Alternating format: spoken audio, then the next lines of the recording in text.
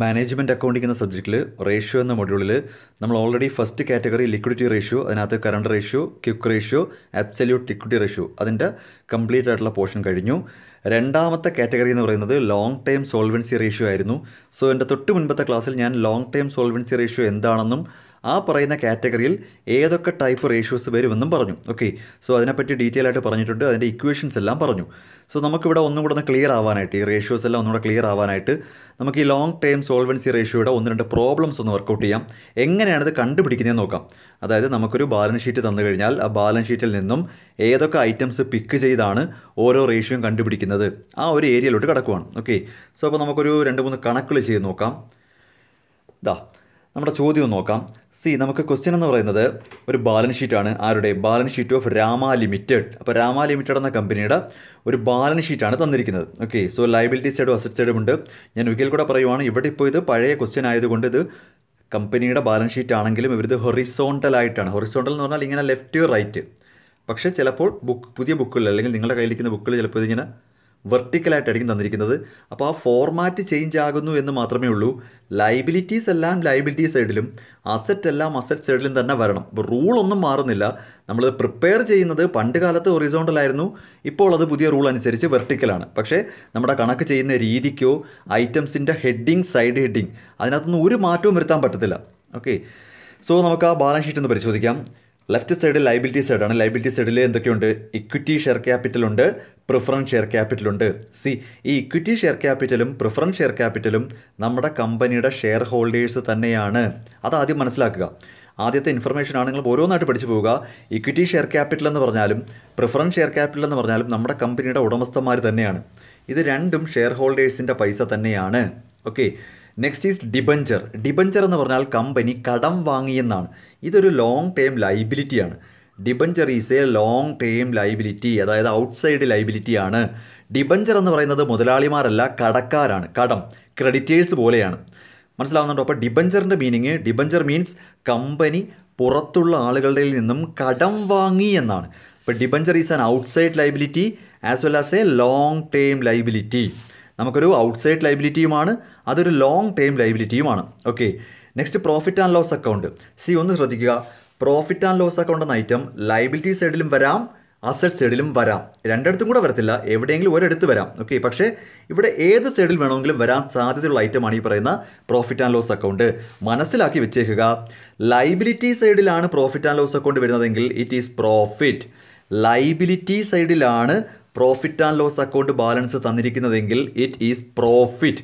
കാരണം ബിസിനസ് ലാഭമുണ്ടാക്കുന്നത് മുതലാളിമാർക്ക് വേണ്ടിയാണ്. അതായത് ലാഭം ആർക്കെടുക്കാം? ലാഭം ഓണേഴ്സിന് എടുക്കാം. അപ്പോൾ നമ്മൾ +1 ബിസിനസ് എൻറ്റിറ്റി കോൺസെപ്റ്റ് +1 പഠിച്ചതാണേ. +1 നമ്മളൊരു ബിസിനസ് എൻറ്റിറ്റി അല്ലെങ്കിൽ ഒരു സെപ്പറേറ്റ് എൻറ്റിറ്റി പറയുന്നുണ്ട്. അതിനകത്ത് എന്താ പറയുന്നത്? ബിസിനസ്സും ഓണറും രണ്ടും രണ്ടാണ്. അങ്ങനെ നോക്കിയാൽ ബിസിനസ്സിൻ്റെ കയ്യിലിരിക്കുന്ന പ്രോഫിറ്റിൻ്റെ അവകാശി ആരാണ്? ഓണറാണ്. ആ ഒരു കോൺസെപ്റ്റ് വെച്ച് ബിസിനസ്സിനെ സംബന്ധിച്ച് ലൈബിലിറ്റി സൈഡിലെ പ്രോഫിറ്റ് ആൻഡ് ലോസ് അക്കൗണ്ട് എന്ന് പറയുന്നത് പ്രോഫിറ്റാണ്. മറന്നു പോവല്ലേ? Profit and loss account liability സൈഡിൽ വന്നാൽ അത് പ്രോഫിറ്റാണ്. ഇനി അതിവിടെ ആയിരുന്നെങ്കിലോ അത് ലോസാണ്. അസറ്റ് സൈഡിലാണ് ഇതേ ഐറ്റം വരുന്നതെങ്കിൽ അത് ലോസാണ്. കാരണം നഷ്ടം വന്നാൽ ബിസിനസ്സിലേക്ക് മുതലാളിമാർ വീണ്ടും പൈസ കൊണ്ടുവന്ന് ആ നഷ്ടം നികത്തണം. ബിസിനസ്സിനെ സംബന്ധിച്ച് ലാഭം എന്നത് മുതലാളിമാർക്ക് കൊടുക്കാനുള്ളതാണ്. That is a liability. ബിസിനസ്സിനെ സംബന്ധിച്ച് നഷ്ടം ഉണ്ടായി എന്ന് പറഞ്ഞാൽ മുതലാളിമാർ ആ പണം കൊണ്ടുവന്ന് നികത്തും. It is an asset. ഇതാണ് നമ്മുടെ +1 ഫസ്റ്റ് പഠിക്കുന്ന ബിസിനസ് എൻറ്റിറ്റി കോൺസെപ്റ്റ്. അതൊക്കെയെന്ന് പറയുന്നത് ബേസാണ്. ഓക്കെ, അപ്പോൾ ഞാൻ പറഞ്ഞു വന്നത് ഇക്വിറ്റി ക്യാപിറ്റലും പ്രിഫറൻസ് ക്യാപിറ്റലും അത് രണ്ടും നമ്മുടെ സ്വന്തം മുതലാളിമാരുടെ പൈസ. ഡിബഞ്ചർ എന്ന് പറഞ്ഞാൽ കടമാണ്, പുറത്തുള്ള പൈസയാണ്, കടമാണ്. Profit and loss account liability സൈഡിൽ തന്നിരുന്നാൽ അത് പ്രോഫിറ്റാണ്. Okay, then creditors is a liability, is a current liability. Creditors ഒരു കറണ്ട് ലൈബിലിറ്റിയാണ്. ഔട്ട്സൈഡ് ലൈബിലിറ്റിയുമാണ്, കറണ്ട് ലൈബിലിറ്റിയുമാണ്. ശരി, അസറ്റ് നോക്കാം. ഫിക്സഡ് അസറ്റ് ഉണ്ട്, സ്റ്റോക്ക് ഉണ്ട്, debtors, bills receivable, bank. Okay, എല്ലാം പരിചയമുള്ളതാണ്. നമ്മൾ എന്തൊക്കെ കണ്ടുപിടിക്കേണ്ടതെന്ന് നോക്കാം. നമുക്കൊരു 7 ഐറ്റം കണ്ടുപിടിക്കാനുണ്ട്, 7 റേഷ്യോ കണ്ടുപിടിക്കാനുണ്ട്. ലെങ്തി ക്വസ്റ്റ്യനാണ് കേട്ടോ. എന്തൊക്കെ കണ്ടുപിടിക്കാനുണ്ട്? Debt equity ratio, proprietary ratio, solvency ratio, fixed asset ratio, ratio of long term debt to share holders fund, fixed asset to net worth, പിന്നെ ക്യാപിറ്റൽ ഗിയറിംഗ് റേഷ്യോ. അങ്ങനെ 7 റേഷ്യോ കണ്ടുപിടിക്കാനുണ്ട്. നമുക്കിത് 7 കൂടി ഒരുമിച്ച് ചെയ്യാൻ പറ്റത്തില്ലല്ലോ, ഇല്ല. അപ്പോൾ 1 by 1 ആയിട്ട് ചെയ്താലോ. നമുക്ക് ആദ്യം ഒന്നാമത്തെ ഡെറ്റ് ഇക്വിറ്റി റേഷ്യോ കണ്ടുപിടിക്കാം. ഓക്കെ, സോ ഫസ്റ്റ് നിങ്ങൾ ബുക്കിലോട്ട് ഡെറ്റ് ഇക്വിറ്റി റേഷ്യോ. ആദ്യം നമുക്ക് ഡെറ്റ് ഇക്വിറ്റി റേഷ്യോ പരിചയപ്പെടാം. അതായത് ഡെറ്റ് ഇക്വിറ്റി റേഷ്യോ എന്ന് പറഞ്ഞാൽ ഡെറ്റും ഇക്വിറ്റിയും തമ്മിലുള്ള ഒരു പ്രപ്പോർഷനാണ്. ഡെറ്റ് ഇക്വിറ്റി റേഷ്യോ എന്നതുകൊണ്ട് മീൻ ചെയ്യുന്നത് ഡെറ്റും ഇക്വിറ്റിയും തമ്മിലുള്ളൊരു പ്രപ്പോർഷനാണ്. എന്താണ് ഡെറ്റ്? ഡെറ്റ് എന്ന് പറഞ്ഞാൽ പുറത്തുള്ള കടം, ഔട്ട്സൈഡേഴ്സ് ഫണ്ട് എന്ന് പറയും. ഡെറ്റ് എന്നതുകൊണ്ട് ഉദ്ദേശിക്കുന്നത് ബിസിനസ് പുറത്തുള്ള ആൾക്കാരുടെ, അതായത് ഈ മുതലാളിമാരുടെ പണമല്ല. External liability, outside liability, third party liability, ഇങ്ങനെ പല പേരുകൾ പറയാറുണ്ട്. എന്തൊക്കെയാ? External liability, outside liability, third party liability, outsiders fund, ഇങ്ങനെ പല പേരുകൾ അറിയപ്പെടും. അതായത് ബിസിനസ്സിനെ സംബന്ധിച്ച് പെർഫെക്റ്റ്ലി ഔട്ട്സൈഡ് ലൈബിലിറ്റി, പുറത്തുള്ള ആൾക്കാർക്ക് കൊടുത്തു തീർക്കേണ്ട കടം. അതും അകത്തുള്ള പൈസയും. അകത്തുള്ള പൈസ മീൻസ് ഇക്വിറ്റി അല്ലെങ്കിൽ ഷെയർ ഹോൾഡേഴ്സിൻ്റെ പണം. അപ്പോൾ നമ്മളിവിടെ കണ്ടുപിടിക്കുന്നത് ബിസിനസ് എത്ര രൂപയാണ് പുറത്തുള്ള തേർഡ് പാർട്ടീസ്, ബിസിനസ്സിന് പുറത്തുള്ളവർക്ക് കൊടുക്കാനുള്ളത്, ഈസ്റ്റു എത്ര രൂപയാണ് ബിസിനസ്സിന് സ്വന്തമായിട്ട് ക്യാപിറ്റൽ എന്ന രീതിയിൽ പണമായിട്ടുള്ളത്. അപ്പോൾ ഇതിൻ്റെ റേഷ്യോ എന്ന് പറയുന്നത് ഡെറ്റ് ഇക്വിറ്റി റേഷ്യോ കണ്ടുപിടിക്കുന്നത് it is a proportion or relationship between debt and equity, or in other words it is the relationship between outsiders fund and share holders fund. Outsiders fund എന്ന് പറഞ്ഞാൽ third party liability ആണ്. Share holders fund എന്ന് പറയുന്നത് നമ്മുടെ share ഹോൾഡേഴ്സിൻ്റെ ബിസിനസ്സിനകത്തുള്ള equity share ക്യാപിറ്റലും preference share ക്യാപിറ്റലും ഒക്കെ വരും. ഓക്കെ, അപ്പോൾ ഇത് തമ്മിലുള്ളൊരു ബന്ധമാണ് കണ്ടുപിടിക്കുന്നത്. സോ ഫസ്റ്റ് ഓഫ് ഓൾ നമുക്ക് ഡെറ്റ് എന്താണെന്ന് നോക്കാം. ഡെറ്റ് എത്ര രൂപയുണ്ടോ നോക്കാം. ഈ ക്വസ്റ്റ്യനിൽ ഡെറ്റ് എന്ന് പറഞ്ഞാൽ ഔട്ട്സൈഡ് ലൈബിലിറ്റി ആണേ. ഡെറ്റ് എന്ന് പറയുന്നത് ഔട്ട്സൈഡ് ലൈബിലിറ്റി ആണ്. നോക്കിക്കോണേ. Debenture is an outside liability 1 lakh. Debenture is an outside liability 1 lakh. Creditors is an outside liability 90,000. Outside liability എന്ന് പറഞ്ഞാൽ പുറത്തുള്ള എല്ലാ കടവും എടുക്കും. അതിന് ലോങ് ടൈം ആയാലും കറണ്ട് ലൈബിലിറ്റി ആയാലും എടുക്കും. ലോങ് ടൈം ലൈബിലിറ്റിയും കറണ്ട് ലൈബിലിറ്റിയും ഡെറ്റ് ആണ്. സോ നമ്മുടെ ടോട്ടൽ ഡെറ്റ് എന്ന് പറയുന്നത് 1 lakh plus 90,000. 1,90,000 ആണ് ഡെറ്റ്. കറക്റ്റ് ആണല്ലോ. 1,90,000 ഡെറ്റ്. അത് ന്യൂമറേറ്റർ ആയിട്ട് എഴുതും. എഴുതി. ഇനി ഷെയർ ഹോൾഡേഴ്സ് ഫണ്ട് അഥവാ മുതലാളിമാരുടെ സ്വന്തം പൈസ, ഷെയർ ഹോൾഡേഴ്സിൻ്റെ സ്വന്തം പൈസ നോക്കാം. ഷെയർ ഹോൾഡേഴ്സിൻ്റെ പൈസ എത്ര ഉണ്ടെന്ന്. ഇക്വിറ്റി ഷെയർ ക്യാപിറ്റൽ, അത് ഷെയർ ഹോൾഡേഴ്സിൻ്റെ പൈസയാണ് 2 ലക്ഷം, 2 lakh. Equity capital 2 lakh. Preference capital എടുക്കും 1 lakh. അപ്പോൾ 2 lakh plus 1 lakh. കൂടാതെ ഈ പ്രോഫിറ്റ് ആർക്ക് അവകാശപ്പെട്ടതാ? ഷെയർ ഹോൾഡേഴ്സിന് അവകാശപ്പെട്ടതാണ്. സോ ഇവിടുത്തെ ഈ പ്രോഫിറ്റ് ആൻഡ് ലോസ് അക്കൗണ്ടും എടുക്കും. ലിസൺ, ഷെയർ ഹോൾഡേഴ്സ് ഫണ്ട് എന്ന് പറഞ്ഞാൽ equity share capital plus preference share capital plus ഇവിടെ സപ്പോസ് റിസർവ്സ് ആൻഡ് സർപ്ലസ് ഉണ്ടായിരുന്നെങ്കിൽ അതെപ്പോഴും ലയബിലിറ്റി സൈഡിലേ വരത്തുള്ളൂ. ഈ ക്വസ്റ്റ്യനിൽ ഇല്ല. സപ്പോസ് റിസർവ്സ് ആൻഡ് സർപ്ലസ് എന്നൊരു ഐറ്റം ഉണ്ടായിരുന്നെങ്കിൽ അതും എടുക്കും. അപ്പോൾ equity share capital, preference share capital, reserves and surplus, പിന്നീട് ലയബിലിറ്റി സൈഡിലെ പ്രോഫിറ്റ് ആൻഡ് ലോസ് അക്കൗണ്ട്, ഇത്രയുമാണ് സാധാരണ ആഡ് ചെയ്യുന്നത്. അപ്പോൾ share holders fund means equity share capital, preference share capital, reserves and surplus, അതൊക്കെ ഉണ്ടെങ്കിൽ എടുത്താൽ മതി. ഓക്കെ, റിസർവ്സ് ആൻഡ് സർപ്ലസ്, പിന്നെ ശ്രദ്ധിച്ചോണം ലയബിലിറ്റി സൈഡിലുള്ള P&L അക്കൗണ്ട്, ഇത്രയുമാണ് ടോട്ടലായിട്ട് വരുന്നത്. അപ്പോൾ നിങ്ങൾ ചോദിക്കും, അപ്പോൾ അസറ്റ് സൈഡിലാണ് P&L വന്നിരുന്നതെങ്കിലോ? എങ്കിൽ ഈ എമൗണ്ട് കുറയ്ക്കും. എങ്ങനെ കുറയ്ക്കും? Equity share capital plus preference share capital plus reserves and surplus minus ഇവിടുത്തെ ഈ P&L. അപ്പോൾ profit and loss account balance liability സൈഡിലാണെങ്കിൽ അത് ഷെയർ ഹോൾഡേഴ്സിന് അവകാശപ്പെട്ട പൈസ കൂട്ടണം. ഇനി profit and loss account asset സൈഡിലാണെങ്കിൽ അത് നഷ്ടമാണ്, അത് ഷെയർ ഹോൾഡേഴ്സ് ഫണ്ടിൽ നിന്ന് കുറയണം. അപ്പോൾ നമുക്കിവിടെ ഏതൊക്കെയുണ്ട്? Equity share capital, preference share capital, then liability സൈഡിൽ പ്രോഫിറ്റ് ആൻഡ് ലോസ് അക്കൗണ്ട്, എല്ലാം കൂടെ കൂട്ടണം. അപ്പോൾ കൂട്ടുമ്പോൾ 2 ലക്ഷം, 2 ലക്ഷം, 1 ലക്ഷം, 3 ലക്ഷമായി, 3,40,000, 3,40,000 രൂപ. C, debt 1,90,000, equity 3,40,000. So divide ചെയ്താൽ 0.55:1 എന്ന് വരും. അതാണ് ഡെറ്റ് ഇക്വിറ്റി റേഷ്യോ. അപ്പോൾ ഡെറ്റും ഇക്വിറ്റിയും തമ്മിലുള്ള റേഷ്യോ എന്താണെന്ന് മനസ്സിലായല്ലോ. അപ്പോൾ എന്താണ് ഡെറ്റ് എന്ന് പഠിപ്പിച്ചു, എന്താണ് ഇക്വിറ്റി എന്ന് പഠിപ്പിച്ചു. ഇത് കേൾക്കുമ്പോൾ തന്നെ ബുക്കിലോട്ട് കുറിച്ച് എടുക്കണം കേട്ടോ. ഡെറ്റ് എന്ന് പറഞ്ഞാൽ എല്ലാ ഔട്ട്സൈഡ് ലൈബിലിറ്റിയും വരും കേട്ടോ. എല്ലാ ഔട്ട്സൈഡ് ലൈബിലിറ്റിയും വരും. It can be debenture, bank loan, creditors, bills payable, bank over draft, anything outside liabilities എല്ലാം വരും. ഇക്വിറ്റി മീൻസ് ഷെയർ ഹോൾഡേഴ്സിൻ്റെ പൈസ. അത് ഏതൊക്കെ വരാം? എഴുതിക്കോ. Equity share capital, preference share capital, reserves and surplus. Liability സൈഡിലാണെങ്കിൽ profit and loss account add ചെയ്യുക. ഇനി അതല്ല, profit and loss account asset സൈഡിലാണെങ്കിൽ ലെസ് ചെയ്യണം. അതാണ് നമ്മുടെ ഷെയർ ഹോൾഡേഴ്സ് ഫണ്ട്. ക്ലിയർ ആണല്ലോ? അപ്പോൾ ഒന്നാമത്തെ റേഷ്യോ ഡെറ്റ് ഇക്വിറ്റി റേഷ്യോ കണ്ടുപിടിച്ചു. 1,90,000 ഡിവൈഡഡ് ബൈ 3,40,000. Answer is 0.55:1. ഇത് പക്കയാണല്ലോ. സെക്കൻഡ് കണ്ടുപിടിക്കാൻ പറഞ്ഞിരിക്കുന്നത് സെക്കൻഡ് പ്രൊപ്രൈറ്ററി റേഷ്യോ. പ്രൊപ്രൈറ്ററി റേഷ്യോയുടെ equation share holders fund divided by total asset. Share holders fund എന്ന് പറഞ്ഞാൽ മുതലാളിമാരുടെ പൈസ. അപ്പം നമ്മുടെ ബിസിനസ്സിൻ്റെ മൊത്തം അസറ്റ്, നമ്മുടെ ബിസിനസ്സിൻ്റെ അങ്ങോട്ട് കേട്ടോണേ, പറഞ്ഞുതരാം, ഞാൻ മീനിങ് പറഞ്ഞു. നമ്മുടെ ബിസിനസ്സിൻ്റെ മൊത്തം അസറ്റ് എത്രയാണ്? 5,30,000. ഈ 5,30,000 രൂപ അസറ്റ് വാങ്ങാനായിട്ട് നമ്മുടെ ഷെയർ ഹോൾഡേഴ്സിൻ്റെ പൈസ മാത്രമല്ല പുറത്തു നിന്നുള്ള കടവും യൂസ് ചെയ്തിട്ടുണ്ട്. ഇപ്പോൾ കൊമേഴ്സ് സ്റ്റുഡൻസെ ഇങ്ങനെയാണ് മനസ്സിലാക്കേണ്ടത്. നമ്മൾ ഈ അസറ്റ് എല്ലാം കൂടെ വാങ്ങിയിട്ടിരിക്കുമ്പോഴാണ് ഇത്രയും ലൈബിലിറ്റി ഉണ്ടായത്. അതുകൊണ്ടാണല്ലോ ഇത് എപ്പോഴും ടാലി ആവുന്നത്.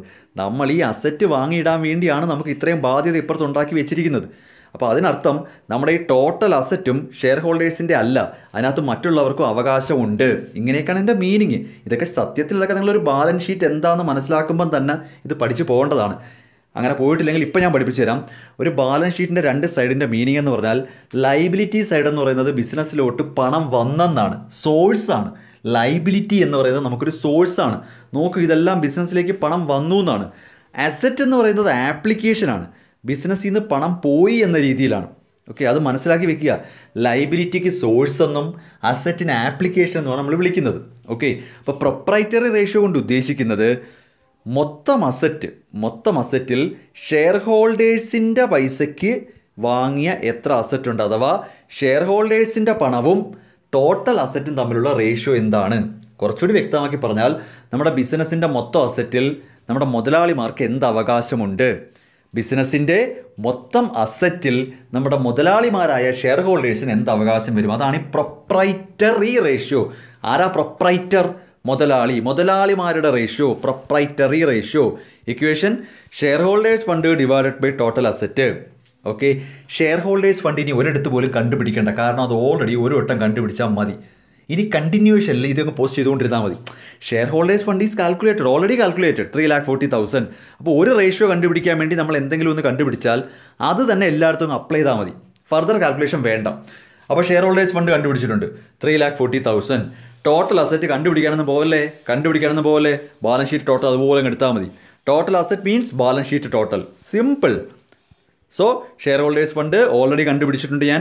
3,40,000 ഡിവൈഡഡ് ബൈ 5,30,000. 0.64:1. 0.64:1 എന്ന് പറഞ്ഞാൽ ഇതിൻ്റെ അർത്ഥം പറഞ്ഞുതരാം. ബിസിനസ്സിൽ 1 രൂപയുടെ അസറ്റ് ഉണ്ടെങ്കിൽ ബിസിനസ്സിലിരിക്കുന്ന ഓരോ രൂപയുടെയും അസറ്റിൽ 64 പൈസ മുതലാളിമാർക്ക് അവകാശപ്പെട്ടതാണ്.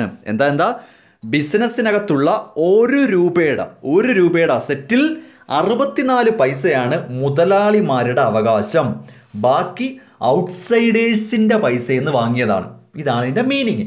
മുതലാളിമാരുടെ അവകാശം 64 പൈസ, 1 രൂപയ്ക്ക് 64 പൈസ. മനസ്സിലാവുന്നുണ്ടോ? ബിസിനസ്സിൽ എത്ര രൂപയുടെ അസറ്റ് ഉണ്ടെന്നുള്ള കാര്യം വിട്ടേക്കുക, അത് എത്രയോ ആയിക്കോട്ടെ, ഓരോ രൂപയുടെ അസറ്റിൻ്റെ പുറത്തും 64 പൈസയാണ് നമ്മുടെ മുതലാളിമാർ അവകാശം പറയുന്നത്. അതാണ് പ്രൊപ്രൈറ്ററി റേഷ്യോ. നെക്സ്റ്റ് എന്താണ്? Solvency ratio. സോൾവെൻസി റേഷ്യോ എന്ന് ഉദ്ദേശിക്കുന്നത് ഔട്ട്സൈഡേഴ്സിന് കൊടുക്കാനുള്ള ലൈബിലിറ്റി. ഫസ്റ്റ് ഓഫ് ഓൾ നമ്മൾ പ്രയോറിറ്റി കൊടുക്കേണ്ട അവർക്കല്ലേടോ. നമുക്ക് എന്തെങ്കിലും ഒരു പ്രശ്നം വന്നാൽ, ബിസിനസ്സിനകത്തൊരു പ്രശ്നം വന്നാൽ ആദ്യം കൊടുത്ത് തീർക്കേണ്ടത് മുതലാളിമാർക്കാണോ? അല്ല, വീട്ടിലുള്ളവർക്കല്ല, പുറത്തുനിന്നുള്ളവർക്കാണ് ആദ്യം കഴിക്കാൻ കൊടുക്കേണ്ടതെന്ന് പറയത്തില്ലേ? നമുക്ക് എന്തെങ്കിലും ഒരു ചടങ്ങ് നടക്കുമ്പോൾ, വീട്ടിലൊരു ചടങ്ങ് നടക്കുവാണ്, ആദ്യമേ അങ്ങ് കഴിക്കുന്നത് വീട്ടുകാരാണോ? അല്ല, ഗസ്റ്റിന് കൊടുത്തിട്ട് ബാക്കി ഉണ്ടെങ്കിൽ മാത്രമല്ലേ നമ്മൾ കഴിക്കാറുള്ളൂ. അതല്ലേ മര്യാദ. അതേ കേസാണ് ഇവിടെ പറയുന്നത്. ബിസിനസ്സിൻ്റെ കറക്റ്റ് സോൾവെൻസി എന്ന് പറഞ്ഞാൽ അറ്റ്ലീസ്റ്റ് പുറത്തുള്ളവരുടെ കടം തീർക്കാനുള്ള പൈസയെങ്കിലും ഉണ്ടോ. അപ്പോൾ അത് ചെക്ക് ചെയ്യുന്നത് എങ്ങനെയാണ്? Total liabilities to outsiders divided by total asset. അതിൻ്റെ മീനിങ് ഇത്രയേ ഉള്ളൂ പിള്ളേരെ. നമ്മുടെ ബിസിനസ്സിനകത്തിരിക്കുന്ന മൊത്തം അസറ്റ് അറ്റ്ലീസ്റ്റ് പുറത്തുള്ള കടം തീർക്കാനെങ്കിലും ഉണ്ടോ എന്നാണ് ചെക്ക് ചെയ്യുന്നത്. ഓക്കെ, അപ്പോൾ ഇക്വേഷൻ എന്താ? Total liabilities to outsiders divided by total asset. അതിൻ്റെ മീനിങ് ഇതാണോ? നമ്മുടെ കയ്യിലിരിക്കുന്ന മൊത്തം അസറ്റ് ഉപയോഗിച്ച് അറ്റ്ലീസ്റ്റ് ഔട്ട്സൈഡ് ലൈബിലിറ്റി എങ്കിലും കൊടുത്തു തീർക്കാൻ പറ്റുമോ? പറ്റുമെങ്കിൽ തൽക്കാലം നാട്ടുകാരുടെ അടിയുള്ളാതെ രക്ഷപ്പെടാം. ബാക്കി മുതലാളിമാരല്ലേ, അവരങ്ങ് സഹിച്ചാൽ മതി. നമ്മുടെ വീട്ടിലൊരു കല്യാണം നടത്തുമ്പോൾ നമ്മൾ ഏറ്റവും കൂടുതൽ ശ്രദ്ധ കൊടുക്കുന്നത് എന്താ? നമ്മൾ ഇൻവൈറ്റ് ചെയ്ത ഗസ്റ്റിന് ഫുഡ് കിട്ടണം. വീട്ടിലുള്ളവർക്ക് കൊണ്ടുപോയില്ല എന്നുള്ളതാണ് പിന്നത്തെ കേസ്. അതിപ്പോൾ കിട്ടിയില്ലെങ്കിൽ നമ്മളാരും പരാതി പറയാൻ പോകുന്നില്ല. പക്ഷേ ഔട്ട്സൈഡേഴ്സിന് നമ്മൾ ഫുഡ് കൊടുക്കാൻ പിഴവ് വരുത്തിയാൽ അവർ നാട്ടുകാരോട് ഒത്തം പറഞ്ഞു നടക്കും, കല്യാണം പൊളിഞ്ഞെന്ന്. അത് തന്നെ ഇവിടെ പറയുന്നത്, നമ്മുടെ മൊത്തം അസറ്റ് നോക്കിയിട്ട് അത് ടോട്ടൽ ലയബിലിറ്റീസ് ടു ഔട്ട്സൈഡേഴ്സിന് കൊടുക്കാനെങ്കിലും ഉണ്ടോ എന്ന് നോക്കണം. ഇതാ ഇവിടെ നോക്കിയേ, ടോട്ടൽ ലയബിലിറ്റീസ് ടു ഔട്ട്സൈഡേഴ്സ് ഇനി കണ്ടുപിടിക്കേണ്ട. അതെന്താ? നമ്മളിവിടെ ഡെറ്റ് കണ്ടുപിടിച്ചിട്ടുണ്ട്. ഇങ്ങനെ അഡ്വാൻറ്റേജ് ഉണ്ട് ഈ ചാപ്റ്ററിന്. ഒരു കാര്യം ഒരു വട്ടം കണ്ടുപിടിച്ചാൽ മതി. അപ്പോൾ ടോട്ടൽ ലയബിലിറ്റീസ് ടു ഔട്ട്സൈഡേഴ്സ് ആണ് ഡെറ്റ്. അത് കണ്ടുപിടിച്ചു 1,90,000. ടോട്ടൽ അസറ്റ് കണ്ടുപിടിക്കേണ്ട, അതറിയാം 5,30,000 ആണ്. സോ ഡിവൈഡ് ചെയ്യുമ്പോൾ 0.36:1. ഇതിൻ്റെ മീനിങ് എന്താ? 0.36:1 എന്ന് പറഞ്ഞാൽ 36 പൈസയാണ് പുറത്തെ കടമെങ്കിൽ ധൈര്യമായിട്ടിരുന്നോ ₹1 അസറ്റ് ഉണ്ട്. അതായത് 36 പൈസ മാത്രമാണ് ഔട്ട്സൈഡേഴ്സിനുള്ള കടം. പക്ഷെ നമ്മുടെ കയ്യിൽ ₹1 ഇരിപ്പുണ്ട് അത് കീപ്പ് ചെയ്യാനായിട്ട്. അപ്പം ഇഷ്ടംപോലെ അസറ്റ് കയ്യിലുണ്ട്. നമ്മുടെ സോൾവൻസി വളരെ ഹൈ ആണ്. ക്ലിയർ ആയി പറഞ്ഞു. അപ്പോൾ അത് ₹1 അസറ്റിന് 36 പൈസയുടെ കടമേ വരുന്നുള്ളൂ. അസറ്റ് വിറ്റാൽ സുഖമായിട്ട് കൊടുത്തു തീർക്കാം, വിൽക്കേണ്ട കാര്യം പോലും ഇല്ല. അപ്പം ഓക്കെ, ക്ലിയർ ആവുന്നുണ്ടല്ലോ സോൾവൻസി റേഷ്യോ എന്താണെന്ന്. നെക്സ്റ്റ് നാലാമതായിട്ട് fixed asset ratio. Fixed asset ratio എന്ന റേഷ്യോ. ഫിക്സഡ് അസറ്റ് റേഷ്യോ എന്താണെന്ന് വെച്ച് കഴിഞ്ഞാൽ fixed asset divided by total long time ഫണ്ടാണ്. ഇത് ബുക്കിലോട്ട് എഴുതി വെച്ചോണം, ഇക്വേഷൻ എഴുതി വെച്ചോണം.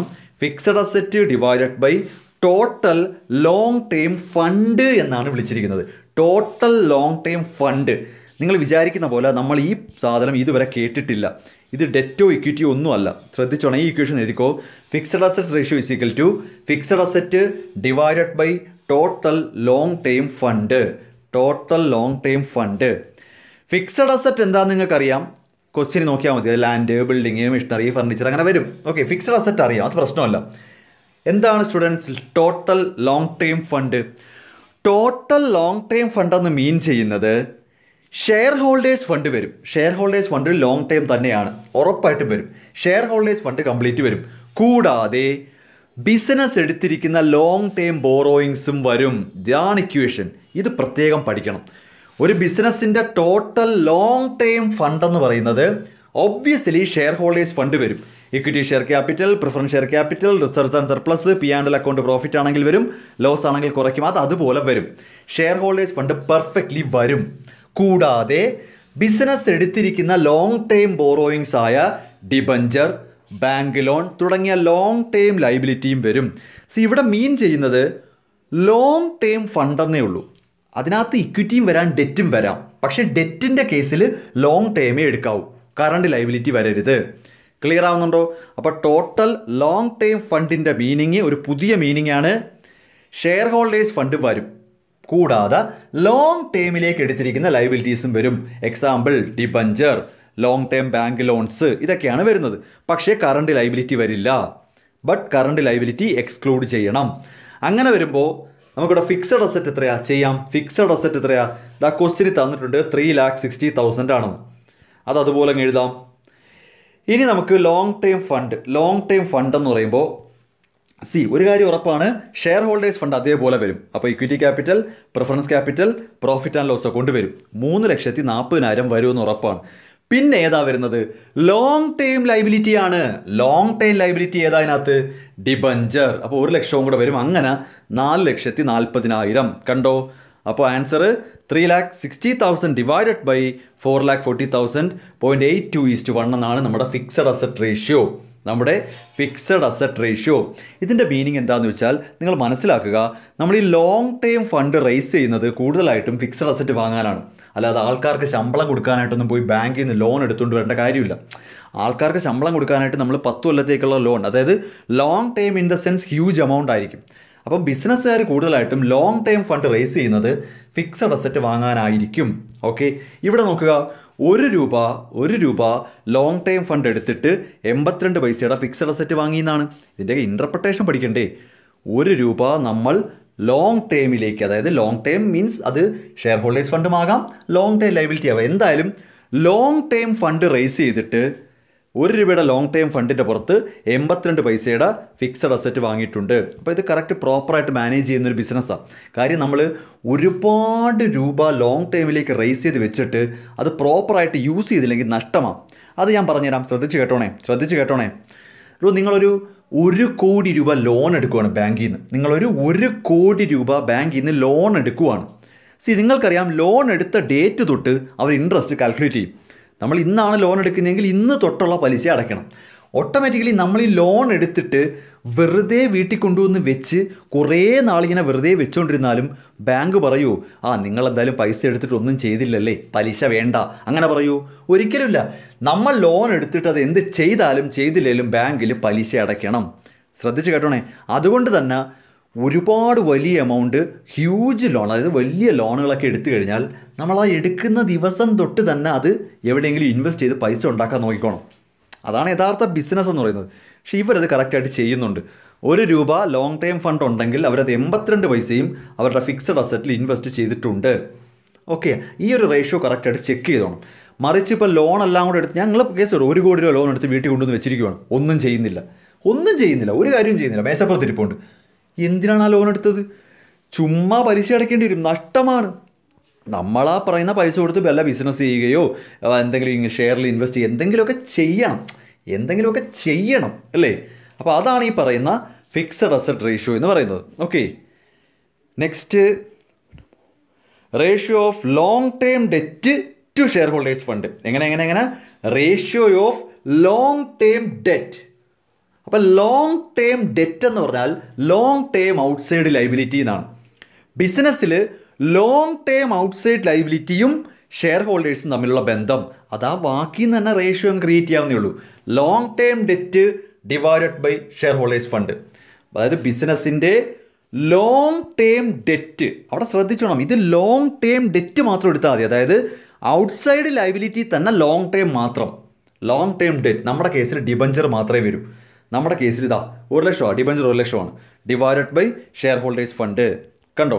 അപ്പോൾ ഡിബഞ്ചർ മാത്രമേ നമ്മുടെ വരൂ. സാധാരണഗതിയിൽ പിന്നെ വരാൻ ചാൻസ് ഉള്ളത് ബാങ്ക് ലോണാണ്. അപ്പോൾ long term debt divided by share holders fund കണ്ടുപിടിക്കുന്നതാണ് 5ാമത്തെ ratio. 6 fixed asset to net worth. Students, net വർത്തിന് വേറെ ഒരു മീനിങ്ങും ഇല്ല, ഷെയർ ഹോൾഡേഴ്സ് ഫണ്ട് എന്ന് മാത്രമേ ഉള്ളൂ. നെറ്റ് വർത്തിൻ്റെ മറ്റൊരു വാക്കാണ് ഷെയർ ഹോൾഡേഴ്സ് ഫണ്ട്. അപ്പോൾ ഷെയർ ഹോൾഡേഴ്സ് ഫണ്ടും നെറ്റ് വർത്തും സെയിം മീനിങ് ആണ്. ഫിക്സഡ് അസറ്റ് നെറ്റ് വർത്ത് എന്നുകൊണ്ട് കൺഫ്യൂഷൻ ആവുമെന്നും വേണ്ട. Net worth means share holders fund. അപ്പോൾ ഫിക്സഡ് അസറ്റും ഷെയർ ഹോൾഡേഴ്സ് ഫണ്ടും തമ്മിലുള്ള ബന്ധം ചുമ്മാ ബന്ധം കണ്ടുപിടിച്ചാൽ മതി. ഈ എഴുതിയിരിക്കുന്ന ഓർഡറിൽ താവട്ടം എഴുതിയാൽ മതി, ഒരു എളുപ്പം. അതായത് ഉണ്ടാവും fixed asset to net worth എന്ന് പറഞ്ഞാൽ fixed asset divided by long term debt to share holders fund എന്ന് പറഞ്ഞാൽ long term debt divided by. അപ്പം ഒരു റേഷ്യോയുടെ പേര് പഠിക്കുമ്പോൾ ആദ്യം കിടക്കുന്ന വാക്ക് ന്യൂമറേറ്ററിലും രണ്ടാമത്തെ വാക്ക് ഡിനോമിനേറ്ററിൽ വരത്തുള്ളൂ. ഇവിടെ നോക്കി, ഡെറ്റ് ഇക്വിറ്റി. കണ്ടോ? Debt equity, debt divided by equity. അങ്ങനെ വേറെ എന്തെങ്കിലും ഉണ്ടോ നോക്കാം. Fixed asset ratio, fixed asset ratio. അപ്പം ഫിക്സഡ് അസറ്റ് ആയിരിക്കും ഒറ്റ വാക്കിലുള്ള ഫിക്സഡ് അസറ്റ് തന്നെ ന്യൂമറേറ്റർ വരും. ഇവിടെ നോക്കി, long term debt to share holders fund. Long term debt divide by share holders fund. Fixed asset to net worth, fixed asset divide by net worth. അപ്പോൾ റേഷ്യോയുടെ പേരിൽ തന്നെ സത്യത്തിൽ ആ ഇക്വേഷൻ കിടപ്പുണ്ട്. നിങ്ങളതങ്ങ് ഡിവൈഡ് ചെയ്താൽ മതി. അപ്പോൾ ഇവിടെ ഫിക്സഡ് അസറ്റ് എത്രയാ? 3,60,000. ഷെയർ ഹോൾഡേഴ്സ് ഫണ്ട് കണ്ടുപിടിച്ചിട്ടുണ്ട് 340. അപ്പോൾ ratio fixed asset to net worth എന്ന് പറഞ്ഞു കഴിഞ്ഞാൽ 1.06:1. അപ്പോൾ നമുക്ക് ഏകദേശം ഷെയർ ഹോൾഡേഴ്സ് ഫണ്ടിനും ഫിക്സഡ് അസറ്റും ഓൾമോസ്റ്റ് ഈക്വൽ ആയിട്ട് പോകുന്നുണ്ട്. നെക്സ്റ്റ്, ഇത് വളരെ വളരെ വളരെ പ്രധാനപ്പെട്ട കാര്യമാണ്. ക്യാപിറ്റൽ ഗിയറിംഗ് റേഷ്യോ എന്ന് പറയുന്നത് ഈ പറയുന്ന പേര് വെച്ചൊന്നും കണ്ടുപിടിക്കാൻ പറ്റത്തില്ല. ക്യാപിറ്റൽ ഡിവൈഡ് ബൈ ഗിയറിംഗ് എന്ന് എഴുതിക്കളല്ലേ. ഞാൻ ഈ പറഞ്ഞത് കേട്ട് അതൊന്നും അപ്ലൈ ചെയ്തുള്ളല്ലേ. കോമൺ സെൻസ് വേണം. എല്ലായിടത്തും അങ്ങനെ എഴുതണമെന്നല്ല ഞാൻ പറഞ്ഞത്. നിങ്ങൾക്ക് തന്നെ അറിയാം ക്യാപിറ്റൽ ഡിവൈഡ് ബൈ ഗിയറിംഗ് എന്നൊന്നും എഴുതിക്കളയരുത്. ക്യാപിറ്റൽ ഗിയറിംഗ് റേഷ്യോ എന്താണെന്ന് ചോദിച്ചു കഴിഞ്ഞാൽ ഞാനത് നേരത്തെ പറഞ്ഞത് തന്നെയാണ്. ഫിക്സഡ് ആയിട്ട് ഫിക്സഡ് പെർസെൻറ്റേജിൽ റെമ്യൂണറേഷൻ കൊടുക്കേണ്ടുന്ന ഫണ്ട് ഡിവൈഡഡ് ബൈ അങ്ങനെ ഫിക്സഡ് പെർസെൻറ്റേജ് കൊടുക്കേണ്ടാത്ത ഫണ്ട്. എന്താ പറയുന്നത്? ഒരു ബിസിനസ്സിൽ നമ്മൾ ബിസിനസ്സിലേക്ക് പണം ഇങ്ങോട്ട് എടുക്കുമ്പോൾ നമ്മൾ തിരിച്ചെന്തെങ്കിലും കൊടുക്കേണ്ടി വരും. അത് ഇൻട്രസ്റ്റ് ആയിട്ടോ ഡിവിഡൻ്റ് ആയിട്ടോ കൊടുക്കേണ്ടി വരും. നമുക്കാരും വെറുതെ പൈസ ഇറത്തിയൊന്നുമില്ല. അങ്ങനെ തിരിച്ചു കൊടുക്കുമ്പോൾ ഫിക്സഡ് പെർസെൻറ്റേജിൽ തിരിച്ചു കൊടുക്കേണ്ടുന്ന fund divided by fixed percentage keep ചെയ്യേണ്ടാത്ത ഫണ്ട്. അതാണ് ഇതിൻ്റെ ഇക്വേഷൻ. അതെന്താണെന്ന് വ്യക്തമാക്കി പറയാം. ഈ ഫിക്സഡ് റേറ്റിൽ നമ്മൾ തിരിച്ചു കൊടുക്കേണ്ടുന്നത് ലോണിൻ്റെ പലിശ, ഡിബഞ്ചറിൻ്റെ പലിശ പ്രിഫറൻസ് ഷെയർ ക്യാപിറ്റലിൻ്റെ ഡിവിഡൻറ്റും ഫിക്സഡ് പെർസെൻറ്റേജ് ആണ്. അത് ശ്രദ്ധിച്ചോണം. ഇവിടെ ഈ റേഷ്യോ കാണുമ്പോൾ ന്യൂമറേറ്റർ, അതായത് ഫിക്സഡ് പെർസെൻറ്റേജിൽ റിട്ടേൺ കൊടുക്കേണ്ടുന്ന ഫണ്ടിനകത്ത് long term loans, debentures, preference share capital വരും. ഡിനോമിനേറ്റർ എന്ന് ഉദ്ദേശിക്കുന്നത് അങ്ങനെ ഫിക്സഡ് പെർസെൻറ്റേജിൽ റിട്ടേൺ കൊടുക്കണ്ട. അത് ഇക്വിറ്റി ഷെയർ ക്യാപിറ്റലും റിസർവ്സ് ആൻഡ് സർപ്ലസും പി ആൻഡ് എൽ അക്കൗണ്ട് ബാലൻസും ഒക്കെ. അതായത് ഇവിടെ നിങ്ങൾ ശ്രദ്ധിക്കേണ്ട കേസ്, ഇവിടെ നമ്മുടെ ഡെറ്റും ഇക്വിറ്റി ഒന്നും വില പോകത്തില്ല. ഇത് പ്രത്യേകം തന്നെ പഠിക്കണം. അതാ പറയുന്നത്, വളരെ പ്രധാനപ്പെട്ടതാണ്, ചോദിക്കും പരീക്ഷയ്ക്ക്. ക്യാപിറ്റൽ ഗിയറിംഗ് റേഷ്യോ എന്ന് പറഞ്ഞാൽ relationship between fixed income bearing സെക്യൂരിറ്റിയും relationship between fixed income bearing സെക്യൂരിറ്റിയും നോൺ ഫിക്സഡ് ഇൻകം ബെയറിംഗ് സെക്യൂരിറ്റിയുമാണ്. ഏതൊക്കെയാണ് fixed income bearing? Loan, debenture, preference share capital. Non fixed ഏതൊക്കെയാണ്? നോൺ ഫിക്സഡിനകത്ത് ഇക്വിറ്റി ഷെയർ ക്യാപിറ്റലും റിസർവ്സ് ആൻഡ് സർപ്ലസും പ്രോഫിറ്റ് ആൻഡ് ലോസ് അക്കൗണ്ട് ബാലൻസുമാണ് വരുന്നത്. ഓക്കെ, അപ്പം നമ്മുടെ ക്വസ്റ്റ്യൻ അനുസരിച്ച് നമുക്കിവിടെ ലോൺ വരില്ല, ക്വസ്റ്റ്യനിലില്ല. ഉണ്ടെങ്കിൽ എഴുതായിരുന്നു. ഡിബഞ്ചറും ഉണ്ട്, പ്രിഫറൻസ് ക്യാപിറ്റലും ഉണ്ട്. ഡിബഞ്ചറും പ്രിഫറൻസ് ക്യാപിറ്റലും കൂടെ 2 ലക്ഷം രൂപ ന്യൂമറേറ്റർ. ഡിനോമിനേറ്റർ എന്ന് പറയുമ്പോൾ നോൺ ഫിക്സഡ് ഇൻകം കൊടുക്കുന്ന ഇക്വിറ്റി ഷെയർ ക്യാപിറ്റലും പി ആൻഡ് എൽ അക്കൗണ്ടും. റിസർവ് എന്നല്ല, നമുക്കിവിടെ പി ആൻഡ് എൽ അക്കൗണ്ടാണ്, തെറ്റിപ്പോയത് അവർക്ക്. നമുക്കിവിടെ പി ആൻഡ് എൽ ആണ്. അങ്ങനെ വരുമ്പോൾ 2 ലക്ഷം ഡിവൈഡഡ് ബൈ 2,40,000 0.83:1 എന്ന് വരും. അപ്പോൾ നമ്മളെ സംബന്ധിച്ച് ബിസിനസ്സിൽ ഫിക്സഡ് ഇൻകം ബെയറിംഗ് സെക്യൂരിറ്റീസ് കുറവും non fixed income bearing security കൂടുതലുമാണ്. അതാണ് ഇതിൻ്റെ ഇൻ്റർപ്രിട്ടേഷൻ. മനസ്സിലാവുന്നുണ്ടോ? കൃത്യമായിട്ട് ഫിക്സഡ് റേറ്റിൽ റിട്ടേൺ കൊടുക്കേണ്ടുന്ന സെക്യൂരിറ്റീസ് കുറവും ഫിക്സഡ് ആയിട്ട് കൊടുക്കണ്ട എന്നുള്ളത് കൂടുതലുമാണ്. ഇത്രയുമാണ് മെയിനായിട്ട് നമ്മുടെ ലോങ് ടേം സോൾവൻസി റേഷ്യോസ്. ഇങ്ങനെ ഒരു 7 എണ്ണം വരും. ഓക്കെ, അപ്പോൾ ഇതെല്ലാം പഠിച്ചല്ലോ. ഇക്വേഷനും ഓക്കെയാണ്, നമ്മൾ കണക്കം ചെയ്തു. ഏതൊക്കെയാണുള്ളത്? Debt equity ratio, proprietary ratio, പിന്നെന്താ ഉള്ളത്? Solvency ratio, fixed asset ratio, ratio of long term debt to share holders fund, fixed asset to net worth, പിന്നെ ലാസ്റ്റ് ഇത് വളരെ പ്രധാനപ്പെട്ടതാണ്, ക്യാപിറ്റൽ ഗിയറിംഗ് റേഷ്യോ. ഓക്കെ, അപ്പോൾ ഈ പ്രോബ്ലം ഓക്കെ ആണല്ലോ. Okay, next നമുക്കൊരു പ്രോബ്ലം കൊണ്ട് വർക്കൗട്ട് ചെയ്യാം. ഇവിടെ നമ്മൾ ഇന്ന് വരെ പഠിച്ച എല്ലാ റേഷ്യോയും വരും. എന്ന് വെച്ചാൽ ആദ്യം തൊട്ടുള്ള കറണ്ട് റേഷ്യോ തൊട്ട് ചെയ്യണം. ലെങ്തി ക്വസ്റ്റ്യനാണ്, നിങ്ങളത് മറന്നുപോയെന്ന് അറിയണമല്ലോ. കറണ്ട് റേഷ്യോ, ക്വിക്ക് റേഷ്യോ തുടങ്ങി ഞാനിപ്പോൾ പഠിപ്പിച്ച കംപ്ലീറ്റ്, അതായത് ഒരു മിക്സാണ്. ഏതിൻ്റെയൊക്കെ? ആദ്യത്തെ കാറ്റഗറിയുടെയും രണ്ടാമത്തെ കാറ്റഗറിയുടെയും കംപ്ലീറ്റ് മിക്സാണ്. ഒരുപാട് റേഷ്യോ കണ്ടുപിടിക്കേണ്ടി വരും. ബിഗിനിങ് ഫ്രം അങ്ങനത്തെ കറണ്ട് റേഷ്യോ തൊട്ട്, നിങ്ങൾ ആദ്യമായിട്ട് പഠിച്ച കറണ്ട് റേഷ്യോ തൊട്ട് അവസാനമായിട്ട് പഠിച്ച ക്യാപിറ്റൽ ഗിയറിംഗ് വരെ എല്ലാം ചെയ്തു നോക്കേണ്ടി വരും. ഓക്കെ, സോ ഒരു ബാലൻസ് ഷീറ്റാണ് തന്നിരിക്കുന്നത്. എപ്പോഴും പറയുന്ന പോലെ തന്നിരിക്കുന്ന ഹൊറിസോണ്ടൽ ഫോർമാറ്റിലാണ്. നമുക്ക് ആദ്യം ലയബിലിറ്റീസ് നോക്കാം. ഇക്വിറ്റി ഷെയർ ക്യാപിറ്റൽ ഓക്കെ, പരിചയമുണ്ട്. പുതുമയൊന്നും ഇല്ലെങ്കിൽ നമ്മൾ പറഞ്ഞാൽ പോകത്തേ ഉള്ളൂ. Equity share capital, preference share capital, reserve, P and L account liability സൈഡിലാണ്. പി ആൻഡ് എൽ അക്കൗണ്ട് കണ്ടോ, ലയബിലിറ്റി. ഡിബഞ്ചർ ഉണ്ട്, ക്രെഡിറ്റേഴ്സ് ഉണ്ട്, ബിൽസ് പേബിൾ ഉണ്ട്. ഓക്കെ, എല്ലാം നമുക്ക് അറിയാവുന്നതല്ല, ഫെമിലിയർ ആണ്. അസറ്റിൽ land and building, plant and machinery, furniture, stock, debtors, bills receivable, cash, bank. Okay, എല്ലാം പെർഫെക്റ്റ്. നമുക്ക് അറിയാത്ത ഒരു കാര്യമില്ല. എന്തൊക്കെയാണ് കണ്ടുപിടിക്കേണ്ടത്? കുറേ ഉണ്ട്. Current ratio, quick ratio, debt equity ratio, proprietary ratio, solvency ratio, long term debt to share holders fund ratio, fixed asset net worth, fixed asset ratio, capital gearing ratio. നമുക്ക് ആദ്യം 1 by 1 ആയിട്ട് ചെയ്യാം. എല്ലാം കൂടെ ഒരുമിച്ച് പറ്റില്ല. First of all current ratio എന്ന് പറയുമ്പോൾ ഫസ്റ്റ് കാറ്റഗറിയാണ്. Current asset divided by current liability എന്ന് പറയുമല്ലയോ. Current asset divided by current liability. നമുക്ക് 1 by 1 ആയിട്ട് തുടങ്ങാം. ആദ്യം കറണ്ട് റേഷ്യോ കാണാം. അപ്പോൾ current asset divided by current liability. അപ്പോൾ അതിൻ്റെ ഇക്വേഷനൊക്കെ ഓക്കെ. ഇനി അത് കണ്ടുപിടിക്കാം. ഏതൊക്കെയാണ് current asset? Stock, debtors, bills receivable, bank, cash എല്ലാം കൂടെ 4,40,000. കറണ്ട് ലയബിലിറ്റീസോ? ക്രെഡിറ്റേഴ്സ്, ബിൽസ് പേയബിൾ എല്ലാം കൂടെ 150. അങ്ങനെ വരുമ്പോൾ 4,40,000 ഡിവൈഡഡ് ബൈ 150. നല്ല രീതിയിൽ നമ്മുടെ കയ്യിൽ കറണ്ട് അസറ്റ് കൂടുതലാണ്. ഓൾമോസ്റ്റ് 2.93:1 എന്ന് പറഞ്ഞാൽ 3 ഇരട്ടിയോളം നമ്മുടെ കറണ്ട് ലയബിലിറ്റി, കറണ്ട് ഓബ്ലിഗേഷൻ്റെ 3 ഇരട്ടി നമ്മുടെ കയ്യിൽ ഇപ്പോൾ കറണ്ട് അസറ്റ് ഉണ്ട്. ഭയങ്കര സേഫാണ്. Liquidity position perfect. 3 ഇരട്ടിയുണ്ട്. 1 രൂപ ചോദിച്ചുകൊണ്ട് ഒരാൾ വന്നു കഴിഞ്ഞാൽ ഇവിടെ കൊടുക്കാൻ 3 രൂപ ഇരിപ്പുണ്ട്. പെർഫെക്റ്റ്.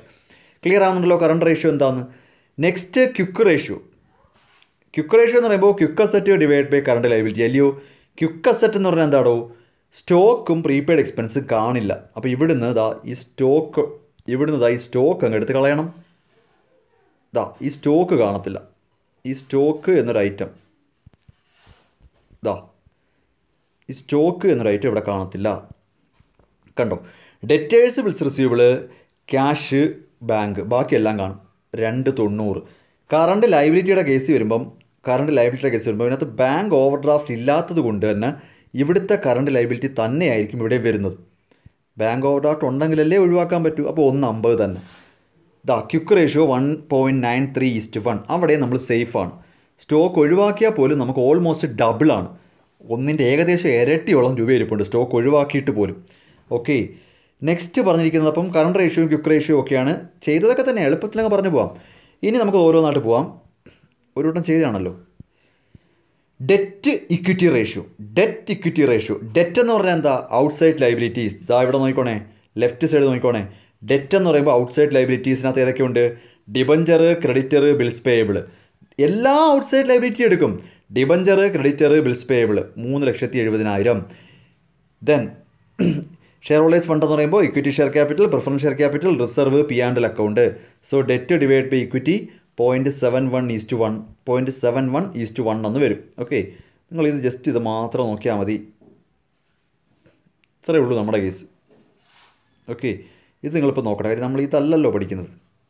ഇവിടെ ഡെറ്റിനകത്ത് ലോങ് ടേം ഡെറ്റ് വെച്ചിട്ട് ചെയ്യുന്നതേ ഉള്ളൂ. പക്ഷേ നമ്മൾ ആവശ്യമില്ലാതെ കൺഫ്യൂഷൻ ആക്കേണ്ട. നമ്മുടെ ഡെറ്റ് എന്ന് പറയുമ്പോഴത്തേക്ക് ഔട്ട്സൈഡ് ലയബിലിറ്റി വരും. ഇത് നിങ്ങൾ നോക്കണമെന്നില്ല. അവരത് ജസ്റ്റ് ലോങ് ടേം ഡെറ്റ് മാത്രം എടുത്ത്, അതായത് debt in the sense long term debt മാത്രം എടുത്ത് ചെയ്യുന്നു. പക്ഷേ നമ്മളത് അങ്ങനെ പഠിക്കേണ്ട. നമുക്ക് ഡെറ്റ് ഇക്വിറ്റി റേഷ്യോ എന്ന് പറയുമ്പോൾ ഡെറ്റ് ഡിവൈഡ് ബൈ ഇക്വിറ്റിയാണ്. Debt means all outside liability. So answer is 0.71:1. Okay, നമ്മൾ അങ്ങനെ തന്നെ പഠിച്ചാൽ മതി. നെക്സ്റ്റ് പ്രൊപ്രൈറ്ററി റേഷ്യോ എന്ന് പറയുമ്പോൾ share holders fund divided by total asset. Share holders fund divide by total asset. Share holders fund ഇവിടെ കണ്ടുപിടിച്ചിട്ടുണ്ട്. ഷെയർ ഹോൾഡേഴ്സ് കണ്ടുപിടിച്ചു 5,20,000. ടോട്ടൽ അസറ്റ് കണ്ടുപിടിക്കേണ്ടതും വേണ്ട, ബാലൻസ് ഷീറ്റ് കാണും. ദാ easy. Share holders fund divide by total asset ചെയ്താൽ മതി. Next solvency ratio എന്ന് പറയുമ്പോൾ ടോട്ടൽ ലയബിലിറ്റീസ് ടു ഔട്ട്സൈഡേഴ്സ്. അതാണ് ഡെറ്റ് എന്ന് പറയുന്നത്. ദാ ഇവിടെ ഉണ്ട് 3,70,000. അതൊക്കെ ഒരു തവണ കണ്ടുപിടിക്കട്ടോ ഇതെല്ലാം. ജസ്റ്റ് ഇനി കോപ്പി ചെയ്തങ്ങ് പോയാൽ മതി.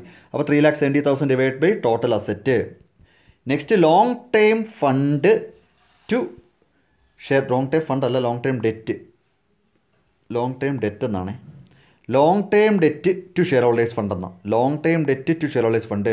ഇതിൽ ലോങ് ടേം ഡെറ്റ് എന്ന് പറയുന്നത്, ഇവിടെ ലോങ് ടേം ഡെറ്റ് എന്ന് പറഞ്ഞാൽ ഡിബഞ്ചർ മാത്രമാണ്. നമ്മുടെ ലോങ് ടേം ഡെറ്റ് എന്ന് പറയുന്നത് ഡിബഞ്ചർ മാത്രമാണ്. Okay, so 2,20,000 divided by share holders fund നേരത്തെ കണ്ടുപിടിച്ചതാണ്. Long term debt divide by share holders fund. Okay, അടുത്തത് fixed asset net worth. Fixed asset നമ്മൾ ഏതൊക്കെ ഫിക്സഡ് അസറ്റാണ് കൂട്ടുന്നത് നോക്കാം. 150, 250, 50. അത് ഏതൊക്കെയാണെന്ന് നോക്കട്ടെ. 150, 250, 50 എന്നൊക്കെ പറയുന്നത്. ദാ land and building, plant and machinery, furniture എല്ലാം കൂടെ കൂട്ടുമ്പോൾ ഫിക്സഡ് അസറ്റായി. ഓക്കെ, എല്ലാം കൂടെ കൂട്ടുമ്പോൾ ഫിക്സഡ് അസറ്റായി. Fixed asset net worth. Net worth എന്ന് പറഞ്ഞാൽ എന്താ? Share holders ഫണ്ടാണ്. സോ അത് 5,20,000 അറിയാം. സോ അതും കണ്ടുപിടിച്ചു. Next fixed asset ratio. ഞാൻ പറഞ്ഞല്ലോ, ഫിക്സഡ് അസറ്റ് റേഷ്യോ എന്ന് പറയുമ്പോൾ ശ്രദ്ധിച്ചോണം, വളരെ കെയർഫുൾ ആവണം. അത് fixed asset divided by total long time ഫണ്ടാണ്. ടോട്ടൽ ലോങ് ടൈം ഫണ്ട് എന്ന് പറയുന്നത് ഷെയർ ഹോൾഡേഴ്സ് ഫണ്ടും ലോങ് ടൈം ബോറോയിങ്ങും വരും. അതായത് ഷെയർ ഹോൾഡേഴ്സ് ഫണ്ടിൻ്റെ കൂടെ നമ്മൾ ഈ കേസിൽ ഡിബഞ്ചറും കൂടെ ആഡ് ചെയ്യണം. ഷെയർ ഹോൾഡേഴ്സ് ഫണ്ട് 5,20,000 കൂടെ, ഷെയർ ഹോൾഡേഴ്സ് ഫണ്ട് 5,20,000 ഉണ്ട്, 5,20,000 ഉണ്ട്. അതിൻ്റെ കൂടെ ലോങ് ടൈം ബോറോയിങ് ആയ ഡിബഞ്ചർ. ഇതാ ഇവിടെ ഡിബഞ്ചർ ഉണ്ട് 220. ഡിബഞ്ചർ 220 ഉണ്ട്. അപ്പോൾ 5 × 7 740 എന്ന് വരും. ഇതാ 7,40,000 ലോങ് ടൈം ഫണ്ട്. ഓക്കെ, നേരത്തെ പറഞ്ഞ ഓർമ്മയുണ്ടല്ലോ, അങ്ങനെ ചെയ്യണം. നെക്സ്റ്റ് ക്യാപിറ്റൽ ഗിയറിംഗ് റേഷ്യോ എന്ന് പറയുമ്പോൾ ഫിക്സഡ് ഇൻകം ബെയറിംഗ് സെക്യൂരിറ്റി എന്ന് പറയുമ്പോൾ പ്രിഫറൻസ് ക്യാപിറ്റലും ഡിബഞ്ചറും വരും. ദെൻ അങ്ങനെ ഫിക്സഡ് ഇൻകം അല്ലാത്തത് equity share capital, reserves and surplus, പിന്നെ P&L ബാലൻസും വരും. ഡിനോമിനേറ്ററിൽ equity capital, reserve, P&L divide ചെയ്യുമ്പോൾ നമുക്ക് എന്ത് കിട്ടും? ക്യാപിറ്റൽ ഗിയറിംഗ് റേഷ്യോ കിട്ടും.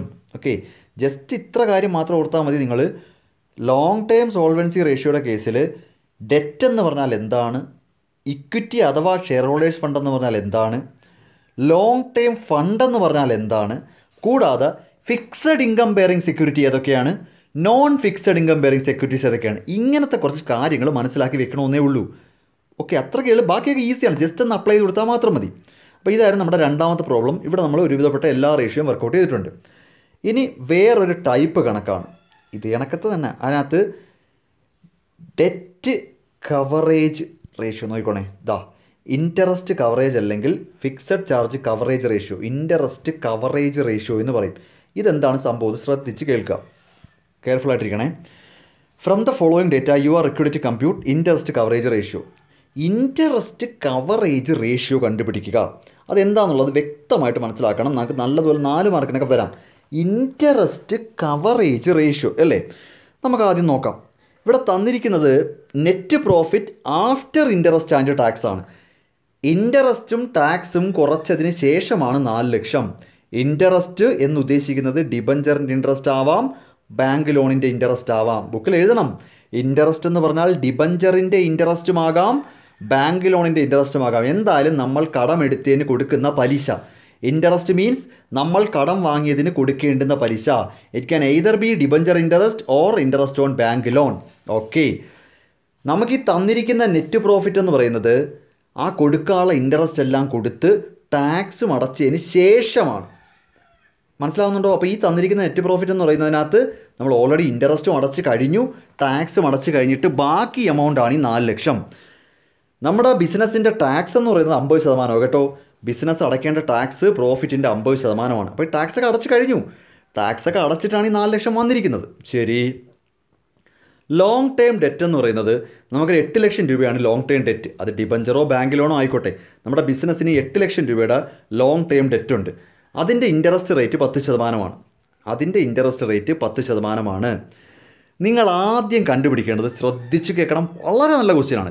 ആദ്യം കണ്ടുപിടിക്കേണ്ടുന്നത് ടാക്സും ഇൻട്രസ്റ്റും കൊടുക്കുന്നതിന് മുൻപുള്ള പ്രോഫിറ്റ് എത്രയായിരുന്നു കണ്ടുപിടിക്കണം. എങ്ങനെ ഒന്നുകൂടെ പറയാം. ടാക്സും ഇൻട്രസ്റ്റും കൊടുക്കുന്നതിന് മുൻപ് നമ്മുടെ കയ്യിൽ എത്ര രൂപയുണ്ടെന്ന് കണ്ടുപിടിക്കണം. ആ എമൗണ്ടാണ് സത്യത്തിൽ ഇൻട്രസ്റ്റ് കൊടുക്കാൻ സഫിഷ്യൻ്റ് ആണോ അല്ലയോ എന്ന് കണ്ടുപിടിക്കേണ്ടത്. അതായത് നമുക്കിപ്പോൾ ഈ തന്നിരിക്കുന്ന എമൗണ്ട് എന്ന് പറഞ്ഞാൽ നമ്മൾ ഇൻട്രസ്റ്റും അടച്ചു കഴിഞ്ഞു, ടാക്സും അടച്ചു കഴിഞ്ഞു. ഓക്കെ, അപ്പോൾ ഇൻട്രസ്റ്റ് അടയ്ക്കേണ്ടുന്ന ആ നിമിഷം, ഇൻട്രസ്റ്റ് അടയ്ക്കാൻ പോകുന്ന ആ നിമിഷം നമ്മുടെ കയ്യിൽ എത്ര രൂപ ഉണ്ടായിരുന്നു എന്ന് ചോദിച്ചാൽ ടാക്സ് അടയ്ക്കുന്നതിന് മുൻപും ഇൻട്രസ്റ്റ് അടയ്ക്കുന്നതിന് മുമ്പും എത്ര രൂപ ഉണ്ടെന്ന് ചെക്ക് ചെയ്യണം. മനസ്സിലാവുന്നുണ്ടോ പറയുന്നത് എന്താണെന്ന്? ശ്രദ്ധിച്ച് കേട്ടോണേ. നമുക്ക് ഈ തന്നിരിക്കുന്ന 4 ലക്ഷം എന്ന് പറയുമ്പോൾ റിവേഴ്സ് ഓർഡറില്ല. നമ്മൾ ടാക്സാണ് അവസാനം അടയ്ക്കുന്നത്. ടാക്സും അടച്ചു, ഇൻട്രസ്റ്റും അടച്ചു. ഈ എമൗണ്ട് എന്ന് പറയുന്നത് ഓൾറെഡി ടാക്സും പേയ്മെൻറ്റ് പോയി കഴിഞ്ഞു, ഇൻട്രസ്റ്റും പേയ്മെൻറ്റ് പോയി കഴിഞ്ഞു. ഓക്കെ, അപ്പം ഇൻട്രസ്റ്റ് അടയ്ക്കാനായിട്ട് ഫസ്റ്റ് നമ്മൾ ഇൻട്രസ്റ്റാണ് കൊടുക്കുന്നത്. ഇൻട്രസ്റ്റ് കൊടുത്തിട്ടാണ് ടാക്സ് കൊടുക്കുന്നത്. അതാണ് ഓർഡർ. ഇൻട്രസ്റ്റ് അടച്ചിട്ടതിന് ശേഷമേ ടാക്സ് അടയ്ക്കത്തുള്ളൂ. അപ്പോൾ ശ്രദ്ധിച്ച് കേട്ടോ. ഇൻട്രസ്റ്റ് അടയ്ക്കാനായിട്ട് പോകുന്ന ആ ദിവസം, ഇൻട്രസ്റ്റ് അടയ്ക്കാൻ പോകുന്ന ദിവസം നമ്മുടെ കയ്യിൽ എത്ര രൂപ നെറ്റ് പ്രോഫിറ്റ് ഉണ്ടെന്ന് എങ്ങനെ കണ്ടുപിടിക്കാം? ഈ പറയുന്ന നെറ്റ് പ്രോഫിറ്റിൽ നിന്ന് ഈ ടാക്സും ഈ ഇൻട്രസ്റ്റും തിരിച്ച് ആഡ് ചെയ്താൽ പോരെ? ഇവിടെ മനസ്സിലാവുന്നില്ലേ? 4 ലക്ഷം എന്ന് പറയുന്നതിൽ ടാക്സിൻ്റെ പേയ്മെൻറ്റും പോയിട്ടുണ്ട്, ഇൻട്രസ്റ്റും അടച്ച് കഴിഞ്ഞു. ഇത് രണ്ടും പേയ്മെൻറ്റ് പോയി. ഞാൻ ചോദിക്കുന്നത് ഓർഡർ എങ്ങനെയാണ്? ഇൻട്രസ്റ്റ് അടച്ചിട്ടേ ടാക്സ് അടയ്ക്കത്തുള്ളൂ. സോ ഇൻട്രസ്റ്റ് അടയ്ക്കേണ്ട ആ ഡേറ്റിൽ,